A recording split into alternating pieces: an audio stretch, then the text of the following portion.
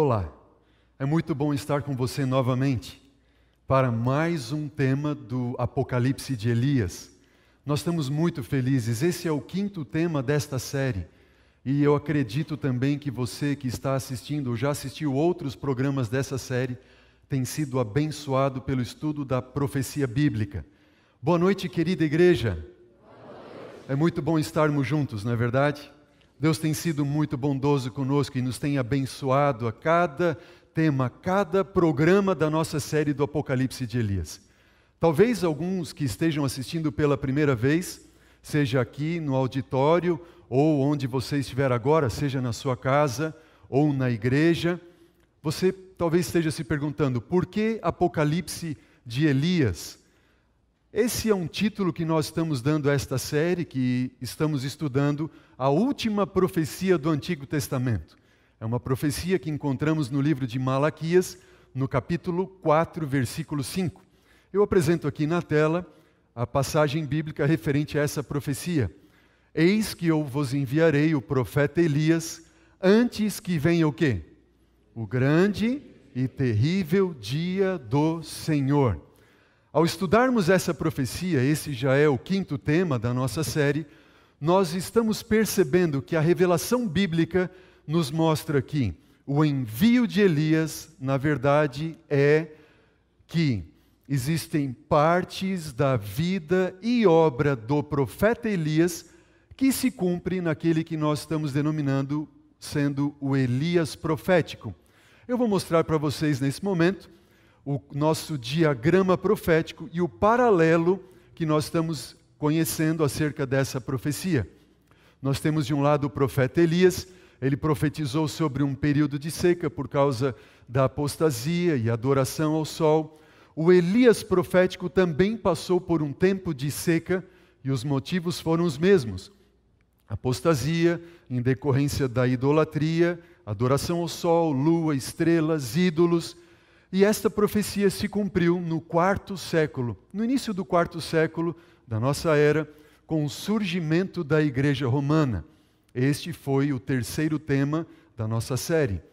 Nós vimos também que o profeta Elias, ao profetizar sobre um tempo de seca, ele fugiu para um local deserto, onde foi sustentado pelo Senhor por 3 anos e meio.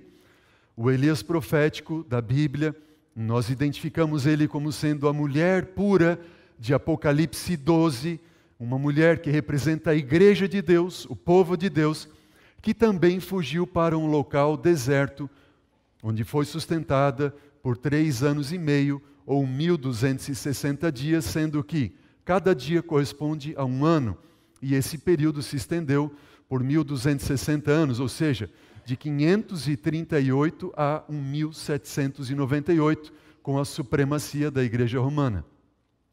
No nosso último estudo, nós vimos acerca do retorno de Elias. Após o tempo de seca, o profeta Elias retornou e restaurou o altar do Senhor que estava em ruínas. O Elias profético não seria diferente.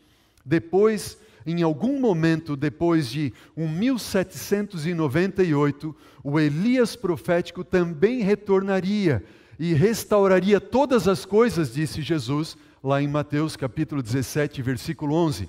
E todas as coisas relacionadas ao altar ou ao santuário. E esta verdade nós vimos que se cumpriu em 22 de outubro de 1844, com o surgimento de um movimento que seria posteriormente denominado Igreja Adventista do Sétimo Dia. Igreja essa que restaurou as verdades acerca do santuário e do altar. Este foi o tema do nosso último estudo. Mas nós vimos que o paralelo profético não para aí, ele continua. A profecia diz que então Elias orou e caiu fogo do Senhor e consumiu o holocausto e a lenha e as pedras e o pó e ainda lambeu a água que estava no rego. Elias estava lá no Monte Carmelo, os profetas de Baal passaram um dia inteiro orando para que fogo descesse do céu. Isso, por certo, não aconteceu, mas na hora do sacrifício da tarde, o profeta Elias orou e desceu fogo do Senhor. A pergunta que nós levantamos em nosso último estudo é: qual é o significado do fogo que desce do céu no Elias profético. Qual é o cumprimento desta profecia? E é isso que nós vamos estar aprendendo a partir de agora. E antes de nós irmos à Bíblia, para o tema de hoje, eu quero convidar você que está aqui no auditório e você também que está nos assistindo nesse momento, para que você feche os seus olhos, curve a sua fronte e assim busquemos a Deus em oração. Querido Deus, nós te louvamos, bom Pai, porque o Senhor nos tem a oportunidade de com liberdade estudarmos a Palavra e apresentarmos a Tua Palavra. Graças te damos, Senhor, pela revelação profético-bíblica, que não nos deixa em trevas, que nos livra do erro, do engano do inimigo. Bom Deus, estamos entrando no tema desta hora e queremos pedir a Ti, Senhor, que o Senhor nos abençoe com Teu Santo Espírito. Ao abrirmos a Tua Palavra, abra também, Senhor, o nosso coração e a nossa mente para entendermos a mensagem que o Senhor tem para nós. São bênçãos que Te pedimos em nome de Jesus. Amém. Amém. Eu queria pedir para que você fosse agora ao livro de Malaquias, no capítulo 4. O tema de hoje, Elias e o fogo que desceu do céu. Vá à palavra do Senhor em Malaquias, o último livro do Antigo Testamento, no capítulo 4.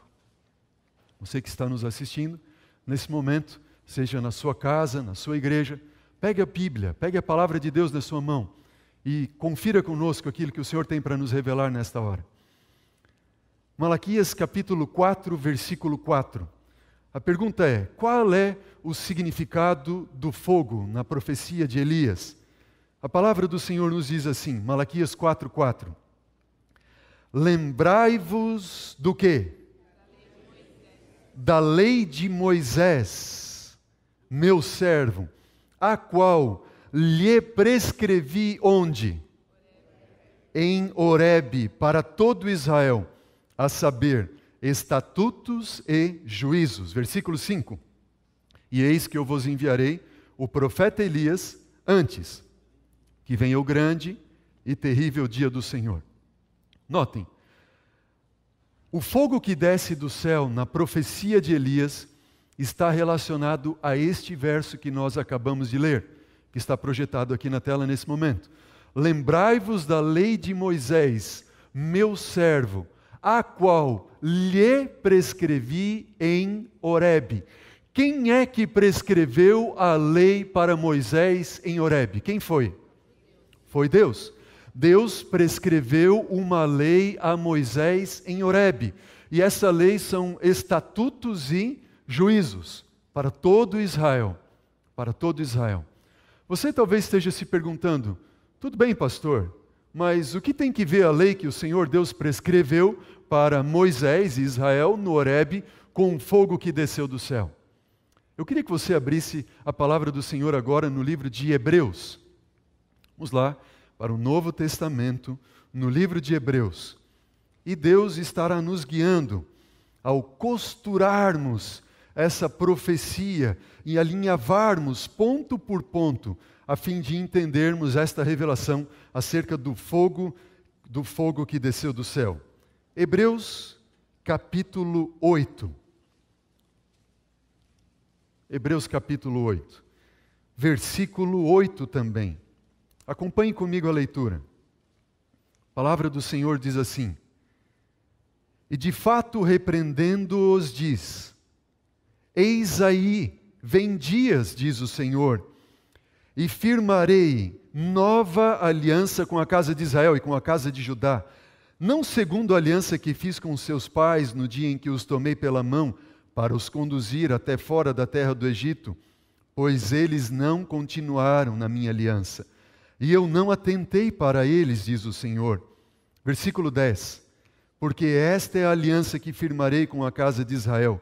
Depois daqueles dias, diz o Senhor. O que o Senhor disse? Ele diz, na sua mente eu imprimirei o quê?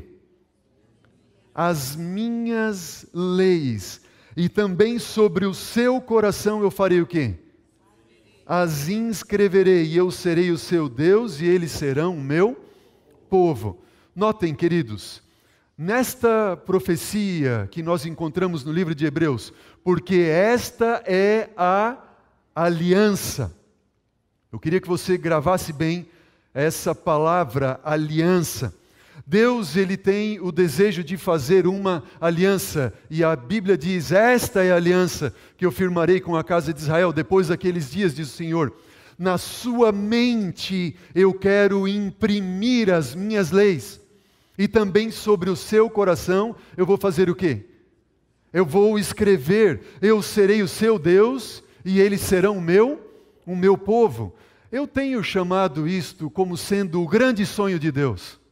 Eu creio que este é o grande sonho de Deus. E não é um sonho novo. Muito embora no livro de Hebreus fala: eu vou firmar uma nova aliança. Essa não é uma nova aliança no sentido de ser nova, como que nunca tivesse existido. Não. Quando Hebreus diz: eu vou firmar uma nova aliança, não é uma nova aliança no sentido de que nunca existiu, ou que é uma nova diferente de outras alianças. Não, a aliança é a mesma, salvação pela graça mediante a fé, é o evangelho eterno que nós temos estudado aqui no nosso programa do Apocalipse de Elias, salvação pela graça mediante a fé, desde o Antigo Testamento, desde a eternidade, na verdade, até hoje, para todo sempre. Esta é a aliança. A aliança de Deus com o seu povo consiste em imprimir nas suas mentes e escrever no seu coração o quê? A lei de Deus. A lei de Deus. Lembram o que disse lá em Malaquias capítulo 4, versículo 4, lembram? Diz assim: lembrai-vos do quê? Da lei de Moisés, meu servo, a qual lhe prescrevi onde? Em Horebe, a saber, estatutos e juízos. Deus está dizendo: lembrem do quê? Da lei que eu prescrevi onde? Em Horebe. Queridos, a lei que o Senhor Deus prescreveu em Horebe é a lei dos 10 mandamentos, e esta lei é a aliança de Deus. Só que antes de nós irmos para Horebe, onde Deus deu ao seu povo a sua aliança, eu quero mostrar para vocês, e eu vou apresentar aqui na tela para nós ganharmos tempo, o que está escrito no livro de Oséias, capítulo 6, versículo 7. Diz assim: mas eles transgrediram o quê? A aliança. Como quem? Como Adão, eles se portaram aleivosamente contra mim.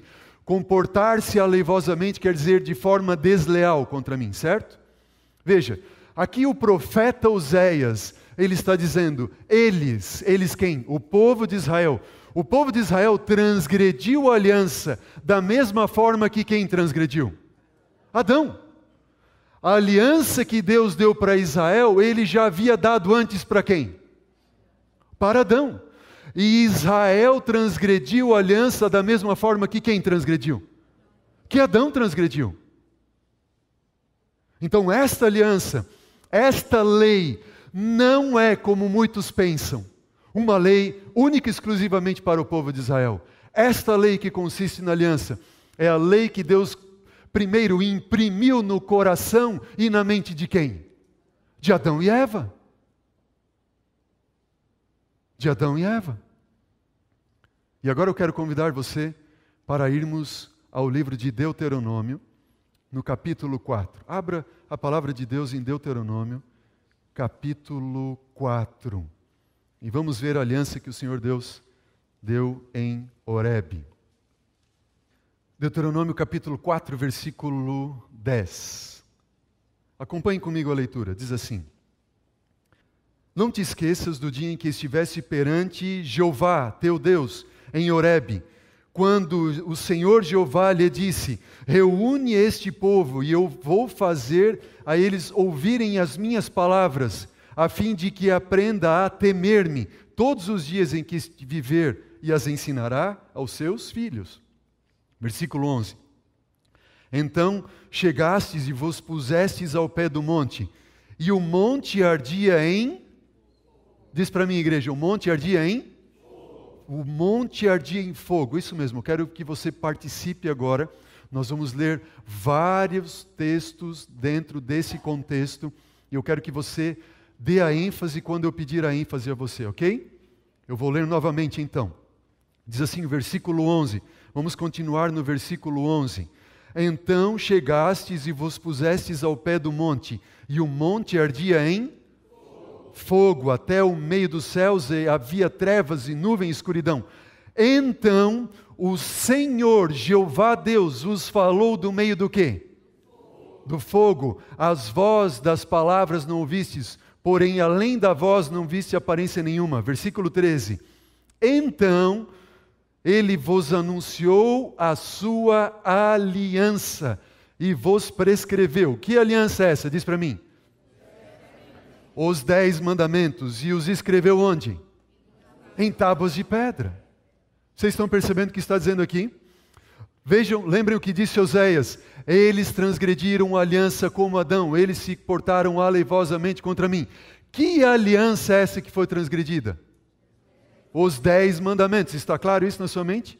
Eles transgrediram a aliança, eles transgrediram os 10 mandamentos. E o que nós estamos vendo aqui?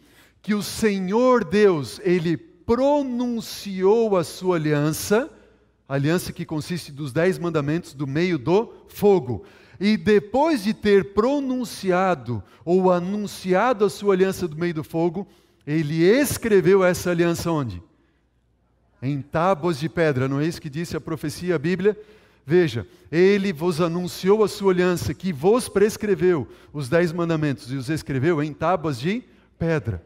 E Deus escreveu em tábuas de pedra com o que mesmo? Com o seu próprio dedo. Ele escreveu em tábuas de pedra. Veja, Malaquias, ou melhor, aqui na verdade é o livro de Êxodo, capítulo 32. Diz assim: e tendo acabado de falar com ele no monte Sinai, deu a Moisés as 2 tábuas do testemunho, tábuas de pedra escrita pelo quê? Pelo dedo de Deus. O que nós estamos percebendo aqui? A aliança que consiste nos 10 mandamentos, Deus pronunciou ela do meio do fogo, e depois Ele escreveu com o seu próprio dedo em tábuas de pedra. Quando nós continuamos lendo aqui no livro de Deuteronômio, no capítulo 4, eu quero que você continue comigo a leitura, se você ficou com a Bíblia aberta, Deuteronômio 4, versículo 36. Diz assim: dos céus me fez ouvir a sua voz, e te ensinar, e sobre a terra te mostrou o seu grande fogo, e do meio do fogo ouvistes as suas palavras. Capítulo 5 de Deuteronômio, versículo 2. E Jeová Deus, nosso Deus, fez aliança conosco em Horebe. Versículo 4. Face a face falou o Senhor Deus conosco, o Senhor Jeová conosco, no monte, no meio do quê? No meio do fogo. E ele falou o quê? Versículo 6. Ele disse: eu sou o Senhor teu Deus, que te tirei do Egito e da casa da servidão. Versículo 7. Ele disse o quê? Não terás outros deuses diante de... Versículo 8. Não farás para ti imagem de escultura. Versículo 11. Não tomarás o nome do Senhor teu Deus em... Vão, para um pouquinho. Que aliança é essa? Os 10 mandamentos. Então veja, esta aliança de amor, a aliança dos 10 mandamentos. Primeiro mandamento: não terás outros deuses diante de mim. Segundo mandamento: não farás para ti imagem de escultura. O terceiro: não tomarás o nome de Deus em vão. Quarto: lembra-te do dia de sábado para o santificar. 6 dias trabalharás, mas lembra-te do dia do sábado, porque o Senhor Deus fez os céus e a terra e o mar e tudo que neles há em 6 dias, e no 7º Ele descansou, e Ele abençoou, e Ele santificou o dia de sábado. Veja, os outros 6 mandamentos da lei de Deus diz: honra teu pai e tua mãe. E o 6º mandamento diz: não matarás. O 7º: não adulterarás. O 8º: não furtarás. O 9º: não dirás falso testemunho. E o 10º diz: não cobiçarás. Esses são os mandamentos que Deuteronômio está citando aqui, que são é a aliança que Deus fez. Versículo 22, acompanhem comigo. Estas palavras falou Jeová, o Senhor, capítulo 5, versículo 22, a toda a vossa congregação no monte, no meio do quê? No meio do fogo, da nuvem, da escuridade, com grande voz, e nada acrescentou. Tendo-as escritas em tábuas de pedra, deu-as a mim. Vocês estão percebendo quantas vezes tem repetido? Falou do meio do fogo, escreveu em tábuas de pedra. Falou do meio do fogo, escreveu em tábuas de pedra. Versículo 23, olha lá. Sucedeu que, ouvindo a voz do meio das trevas, enquanto ardia o monte em quê? Em fogo, vos chegastes a mim, todos os cabeças das vossas tribos e vossos anciãos. Versículo 24. E dissestes, eis aqui Jeová, nosso Deus, e nos fez ver a sua glória, a sua grandeza, e ouvimos a sua voz do meio de onde? Do meio do fogo. Versículo 26. Porque quem há de toda a carne que tenha ouvido a voz do Deus vivo falar de onde? Do meio do fogo. Versículo 29. Quem dera eles tivessem tal coração, que fizessem o quê? Que me temessem e guardassem em todo o tempo, o quê? Os meus mandamentos. Vocês estão percebendo aqui o anseio de Deus?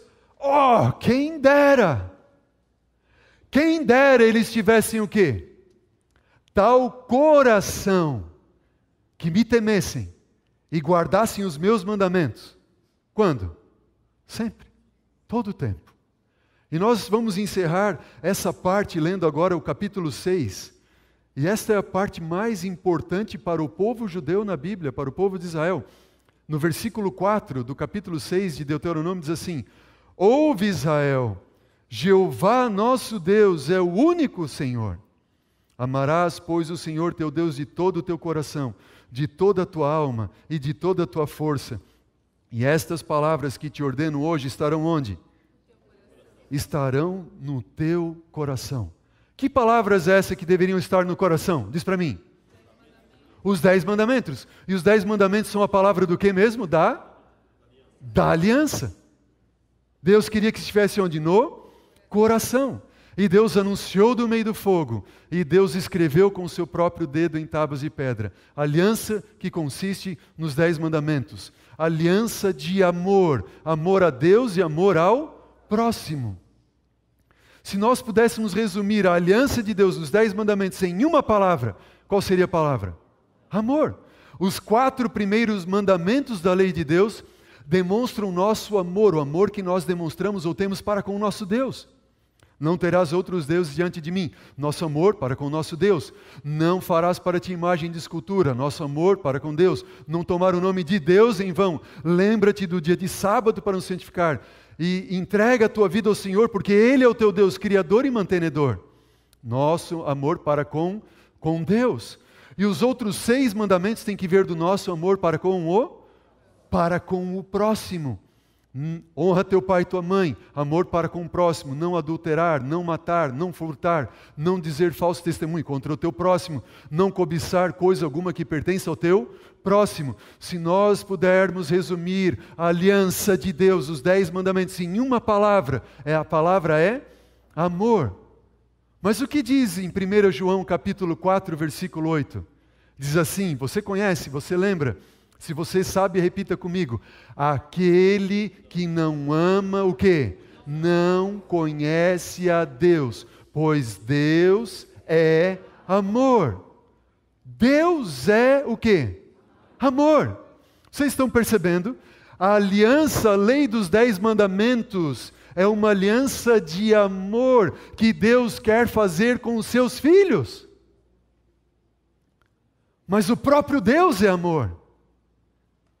Quando Ele quer escrever a sua lei na nossa mente, ou inscrever em nosso coração, no nosso coração, o Senhor Jeová Deus, na verdade Ele quer transferir atributos do seu caráter de amor a nós. Quando é que Deus pronunciou a sua aliança em Horebe, no Sinai? Foi quando Deus libertou o povo de Israel. Nós vamos ver do Egito, através da Páscoa, do sacrifício do Cordeiro. Primeiro Deus libertou o povo de Israel do Egito, através do sacrifício do cordeiro. E eles entraram então no deserto até chegarem em Horebe, no Monte Sinai. E lá no Monte Sinai Deus estendeu essa aliança para com o povo de Israel. Só que cada uma dessas festas, a Páscoa, as primícias e o Pentecostes, elas teriam uma aplicação ou um cumprimento em Cristo Jesus, na Igreja de Deus e também no final dos tempos. Estas festas teriam esse cumprimento. A Páscoa, por exemplo, o simbolismo da Páscoa de Deus libertando o seu povo do Egito, significa que se cumpriu em Cristo Jesus quando Ele, naquela quinta-feira à noite, Ele participou da Páscoa com os seus discípulos, e Ele partiu o pão e disse: comam esse pão, este é o meu corpo que será dado por vós. E aí Ele pegou o puro suco de uva sem fermento, estendeu para eles e disse o quê? Bebam, este é o meu sangue que foi derramado por vós. Porque na Páscoa, lá no Egito, eles mataram um cordeiro. Eles tinham que comer a carne do cordeiro, e eles tinham que pegar o sangue do cordeiro e passar na ombreira da porta das suas casas, porque o anjo destruidor viria à meia-noite e faria o quê? Passando pelo Egito, mataria todos os primogênitos do Egito, mas os primogênitos da casa de Israel não morreram. Por quê? Porque eles confiaram no sangue do cordeiro e foram libertos do Egito. A libertação do Egito é símbolo de libertação do pecado. E todo aquele que crê no sangue de Jesus também é liberto do pecado. Amém? Você não precisa temer, você não precisa ficar com a consciência pesada, como que o diabo, o inimigo, o grande acusador, dizendo: você é um pecador, você foi longe demais, não há mais salvação para você, você caiu de novo, você vive caindo. Não! Se você confia no sangue do Cordeiro, as misericórdias do Senhor se renovam a cada manhã, e Ele está pronto para estender a sua mão e nos libertar, nos salvar. Amém? Qualquer um no final desse programa, quando sairmos daqui, pode sair com a consciência tranquila: eu creio no sangue do Cordeiro, Ele morreu por mim, Ele me libertou dos meus pecados. Creia você também que está nos assistindo, seja na sua casa ou na sua igreja. Jesus morreu para te salvar, para te libertar dos teus pecados. Amém? A Páscoa se cumpre com Jesus Cristo morrendo por nós na cruz do Calvário. A Bíblia nos diz que depois da Páscoa, no dia imediato ao sábado depois da Páscoa, sempre caía em um domingo, era a festa das primícias. E Jesus Cristo, Ele morreu numa sexta-feira, passou o sábado descansando na sepultura, mas no primeiro dia da semana Ele ressurgiu. E túmulos, diz a Bíblia, que se abriram na sexta-feira, mortos que estavam nos sepulcros, muitos deles ressuscitaram no domingo, como as primícias dos que dormem. E isso aconteceu com a ressurreição, os primeiros frutos. Mas depois da festa das primícias, eles deveriam contar 7 semanas, ou 49 dias, e eles chegariam à festa do Pentecostes. E na festa do Pentecostes, nas primícias, eles apresentavam diante do santuário as primícias da colheita, porque dentro de 7 semanas eles fariam a grande colheita, era uma grande festa que acontecia em Israel. E isso aconteceu quando eles vieram para o tempo do cumprimento do Pentecostes, que era o dia em que eles faziam a grande colheita. O que aconteceu? Os discípulos estavam reunidos e o Espírito Santo de Deus foi derramado com poder sobre eles. E nós vimos no livro de Atos que houve uma manifestação de fogo. Eu queria que você percebesse isso agora. O Pentecostes, queridos, corresponde ao dia em que Deus pronunciou a sua aliança onde? Em Horebe. Aliança que consiste no quê? Nos 10 mandamentos. O Pentecostes corresponde ao dia em que eles chegaram em Horebe. Eles saíram do Egito na Páscoa, no primeiro mês. E quando eles estão chegando no terceiro mês, eles estão em Horebe. E esse era o dia da festa do Pentecostes.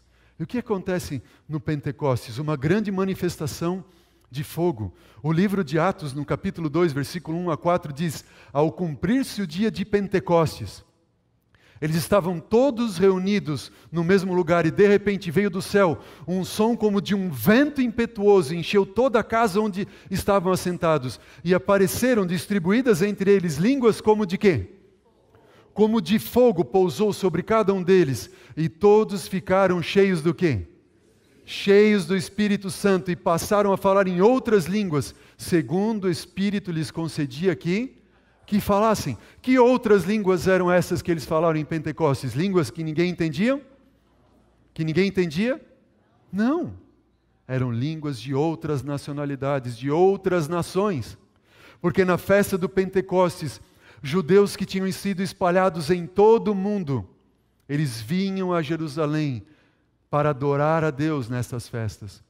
E ali estavam, diz a Bíblia, no livro de Atos, judeus que eram partos, medos, elamitas, naturais da Mesopotâmia, do Ponto, da Ásia, da Frígia, da Panfídia, do Egito, cretenses que lá estavam, pessoas das mais variadas nações. E Pedro então se levantou e começou a pregar que o Messias tinha vindo, tinha morrido, havia ressuscitado, e ele disse: arrependam-se. E cada um deles ouviu aquele sermão de Pedro na sua própria língua materna. Porque Pedro pregava, e cada um dos apóstolos, dos discípulos que tinham recebido o Espírito Santo, traduzia o sermão de Pedro na língua materna daquela pessoa. E eles disseram atônitos: mas como é que nós conseguimos ouvi-los falando na nossa própria língua materna? Não são eles, porventura, galileus, todos os que estão aí falando? Mas Deus tinha dado o dom de línguas, porque Jesus tinha prometido, Jesus tinha dito, fiquem em Jerusalém, até que vocês sejam revestidos de poder. E vocês então serão minhas testemunhas, aqui em Jerusalém, em toda a Judéia, e até Samaria, e até os confins da terra. E Jesus tinha dito em Mateus capítulo 28, ide por onde? Por todo o mundo e pregai o Evangelho. Como é que eles alcançariam todo o mundo? Deus concedeu o dom do Espírito para que eles pregassem. E eles saíram a pregar. Essa foi uma manifestação de fogo. Mas tem mais. Nós temos também o dedo de Deus. Existe uma passagem, duas na verdade na Bíblia, que nos revelam o dedo de Deus. E essas duas passagens, eu vou apresentar aqui na tela. A primeira delas está em Lucas, capítulo 11, versículo 20. E diz assim: se porém eu expulso demônios, pelo quê? Pelo dedo de Deus. Jesus disse: certamente é chegado o quê? O reino de Deus sobre vós. Que passagem é essa de Lucas? Essa passagem está quando trazem a Jesus um endemoniado, mudo e surdo. E Jesus expulsa o demônio. E alguns acusam Jesus de terem expulsado o demônio por Belzebu. Mas Jesus disse: não. Eu expulso demônios através do quê? Do dedo de Deus. E se eu expulso demônios pelo dedo de Deus, então certamente é chegado o reino de Deus sobre vós. Interessante, queridos, é que este mesmo relato bíblico de Lucas aparece no Evangelho de Mateus. O mesmo relato. Só que Mateus ele usou outras palavras. Olha como diz lá no Evangelho de Mateus, capítulo 12, versículo 28. Diz assim: se porém eu expulso demônios, pelo quê?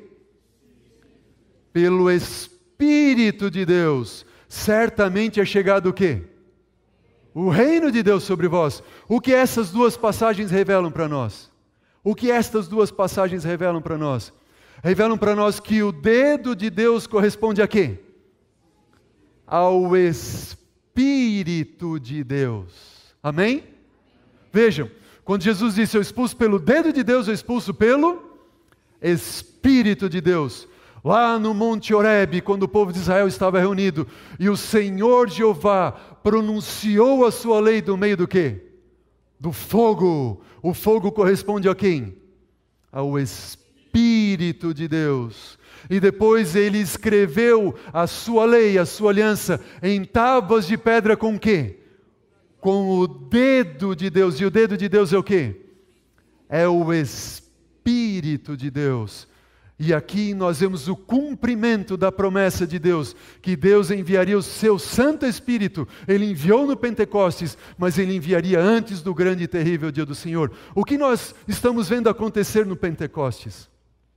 No Pentecostes, nós estamos tendo o cumprimento, queridos, o cumprimento da profecia, quando Deus, Ele está lá no céu, ungindo Cristo Jesus como sumo sacerdote no santuário celestial. Jesus passou 40 dias na terra com os discípulos. Ele ascendeu ao céu e ele ficou lá mais 10 dias até a festa do Pentecostes, inaugurando o santuário celestial, como sendo ele o sumo sacerdote do santuário celestial. E aqui nós temos o cumprimento do Salmo 133, um salmo profético, que falava do dia em que Arão foi ungido como sumo sacerdote. E o salmo diz assim, que Moisés, quando ele ungiu Arão como sumo sacerdote, ele ungiu Arão com óleo. E o óleo foi derramado sobre a sua cabeça. E o óleo na Bíblia é símbolo do que mesmo? Do Espírito Santo. E o óleo foi sendo derramado na sua cabeça, e o óleo foi escorrendo na sua face, e foi escorrendo pela barba de Arão. E o Salmo diz que o óleo caiu onde?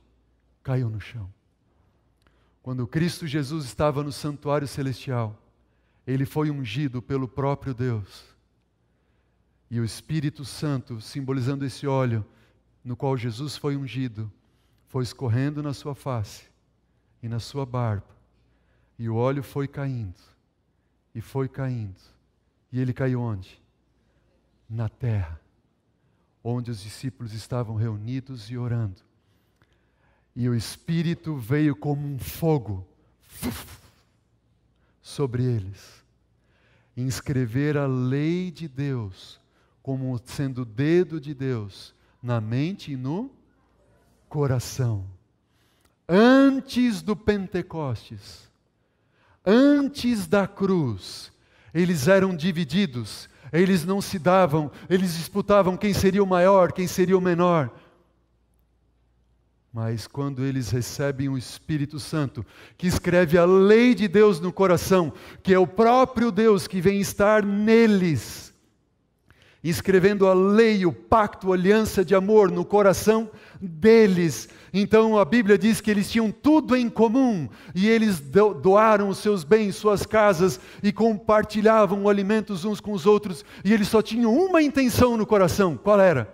Pregar o Evangelho eterno para que Cristo voltasse. Amém?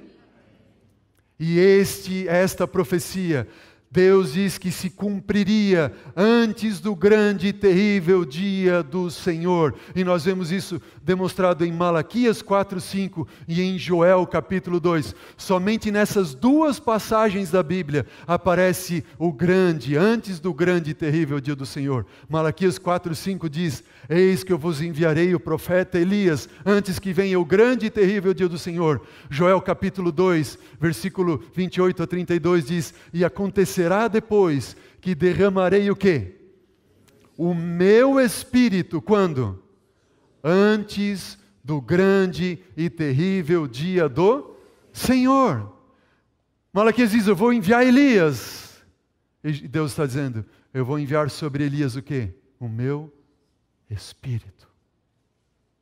Para imprimir a lei de amor na mente e no coração. Qual é o significado do fogo para Elias?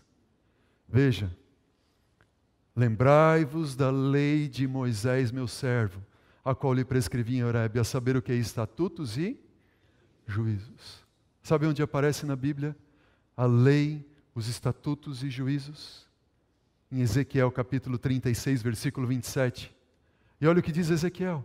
Diz, eu porei dentro de vós o que? O meu Espírito.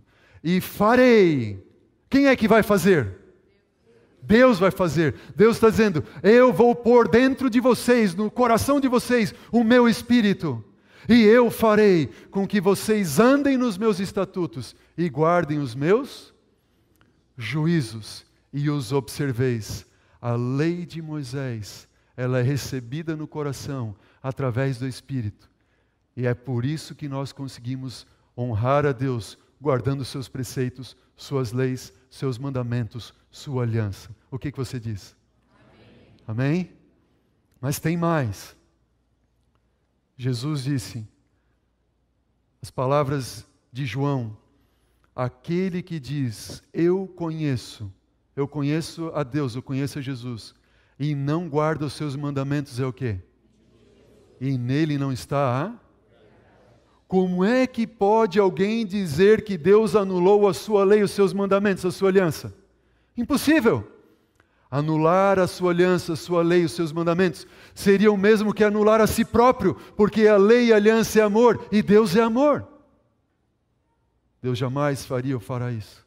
Mas Ele disse, vocês não conseguirão guardar os meus mandamentos, a minha lei e a minha aliança, mas eu vou pôr no coração de vocês o meu Espírito, e eu vou escrever essa lei no coração de vocês.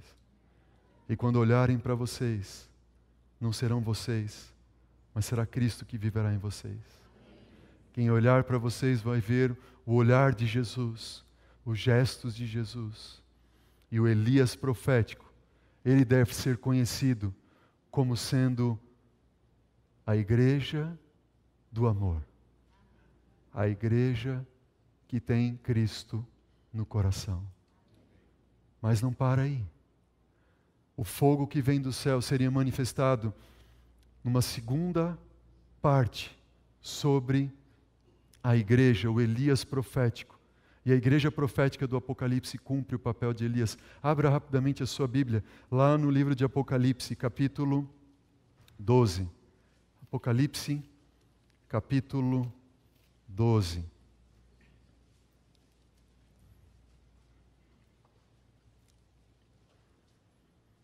Versículo 1. Diz assim, viu-se grande sinal no céu, a saber, uma mulher vestida de sol, com a lua debaixo dos pés e uma coroa de 12 estrelas na cabeça. Essa mulher vestida de sol, Cristo é o sol da justiça.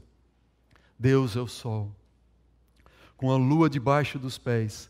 A lua, ela não oferece luz por si, mas ela reflete a luz do sol. A lua representa a palavra de Deus.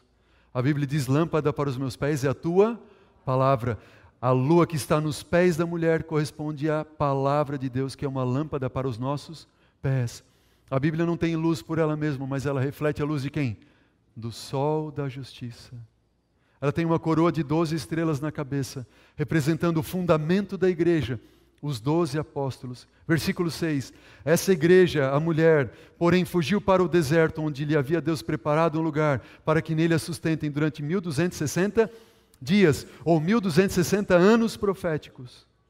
E no versículo 12, diz, irou-se o dragão. Quem é o dragão? É a antiga serpente, que se chama Diabo e Satanás. Diz, irou-se o dragão contra a mulher, e foi guerrear ou pelejar contra os restantes da sua descendência. Eles são quem?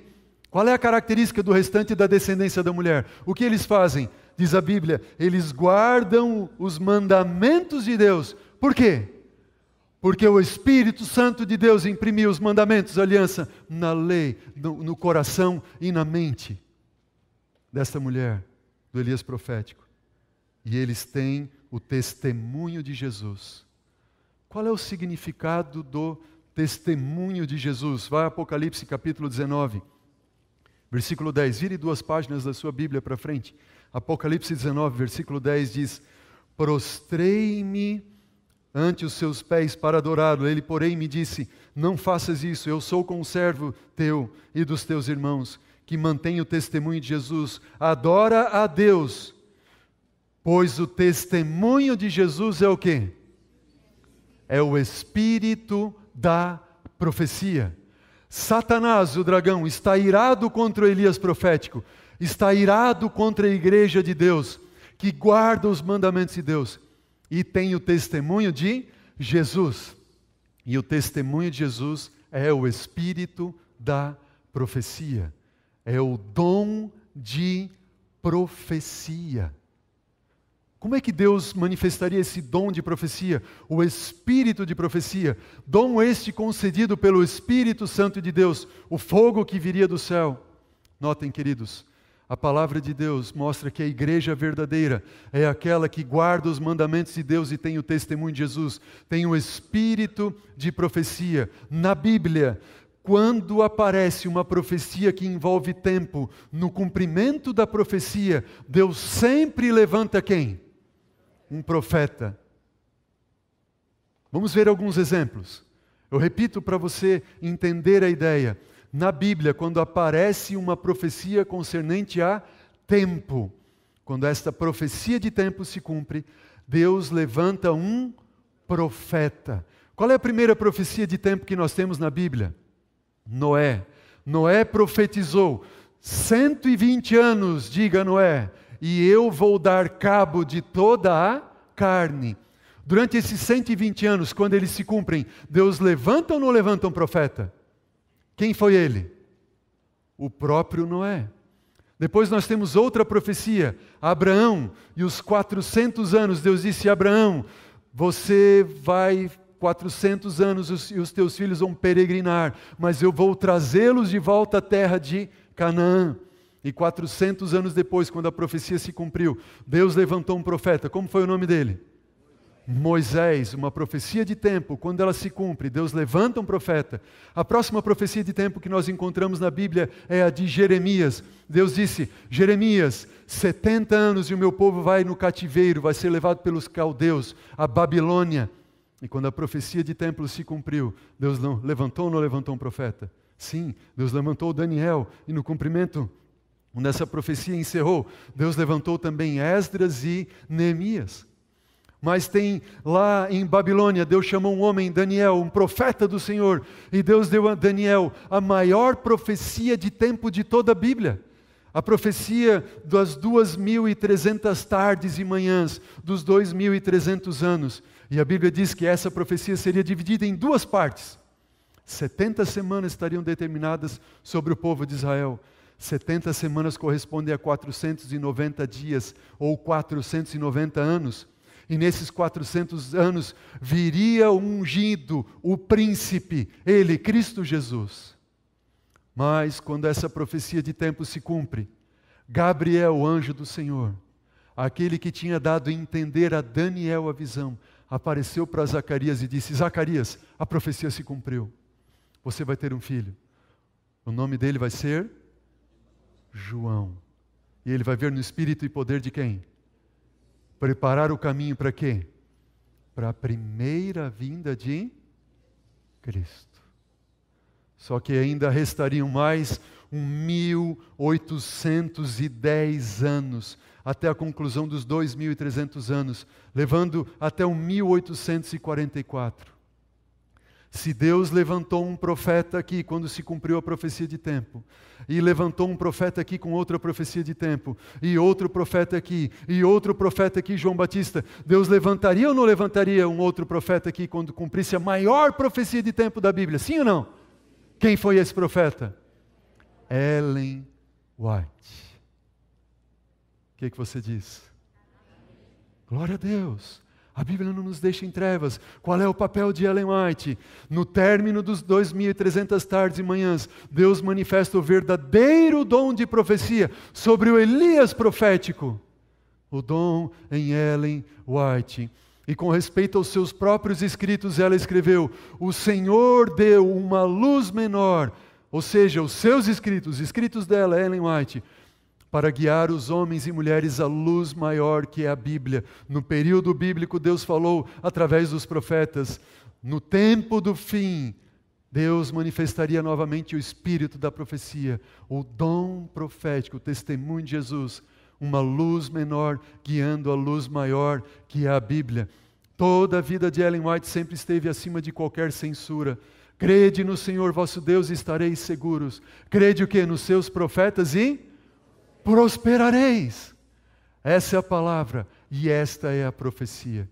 No tempo do fim, Deus levantaria um povo, Elias profético, imprimiria a sua lei na mente e no coração e manifestaria o dom profético. Aqui nós temos o nosso quadro profético. O profeta Elias, o Elias profético e o cumprimento da profecia. O fogo que desce do céu significa manifestação do Espírito Santo de Deus no dom profético de Ellen White. É como se fosse a cereja do bolo, dizendo, esta é a igreja, este é o povo, esta é a profecia. A igreja adventista do sétimo dia, ela cumpre o papel do Elias profético, num tempo profético, com uma mensagem profética, com um mensageiro profético, para apresentar a última palavra de advertência a este mundo, preparando um povo para a segunda vinda de Jesus. E é por isso, e a igreja adventista é a única que apresenta essas características. E é por isso que Satanás está irado com essa igreja. Quantas vezes, talvez você tenha ouvido, e eu ouvi também, não vá à igreja adventista. Essa igreja é uma seita. Eu estive há pouco tempo em um retiro em que esteve uma senhora de uma outra denominação. E ela disse assim, eu não viria a esse retiro. Porque na minha igreja, eu vim no retiro porque eu tenho uma amiga aqui, eu tenho a minha tia aqui. Uma senhora muito distinta. Mas quando eu falei na minha igreja que eu vinha num retiro da Igreja Adventista do Sétimo Dia, eles falaram assim, o quê? Você vai num retiro da Igreja Adventista? Você é louca? Aquela igreja é uma seita. E no término do retiro, ela contando a sua experiência e dando esse testemunho, ela disse, vocês têm uma palavra linda, vocês apresentam um evangelho maravilhoso, e o diabo tem colocado na mente das pessoas um preconceito que não existe acerca dessa igreja. Nós estamos aqui no 5º estudo da nossa série. Tudo que nós vimos na profecia até aqui, nós comprovamos pela Bíblia. Amém? Pela Bíblia. Ellen White, Deus colocou para confirmar essa profecia e ajudar a guiar esse povo para a volta de Jesus. Sim.